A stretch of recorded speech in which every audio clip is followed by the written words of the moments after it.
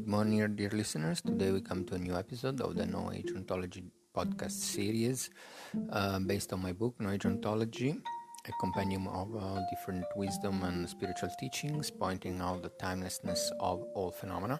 And today we speak about the difference between timelessness and the present moment. So this is a short introduction. Basically, as we already spoken about in previous podcasts, the aspect of the mind, self-recognition of timelessness, and the ability to abide in the present moment might seem similar experiences, but in actuality are not exactly the same.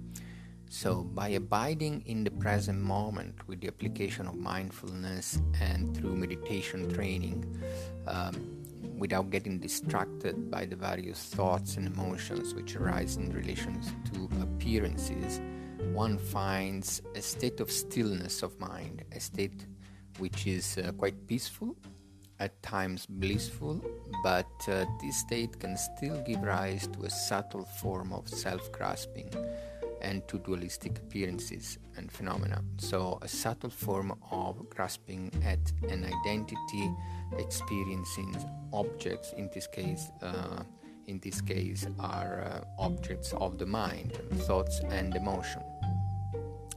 So this is basically the difference between timelessness and the present moment.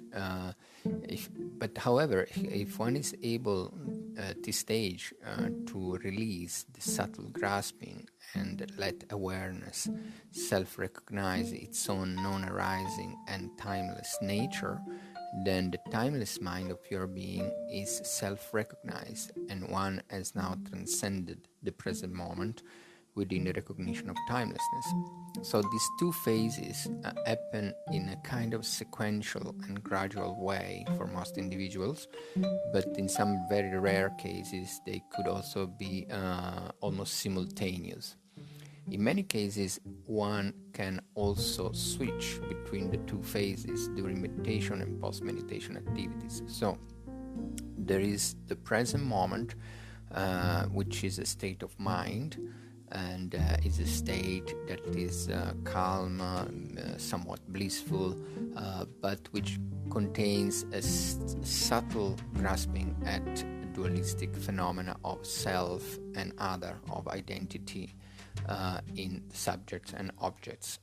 But this is very close to the self-recognition of timelessness, or the timeless mind of pure being recognizing itself. So if this little sort of subtle grasping lets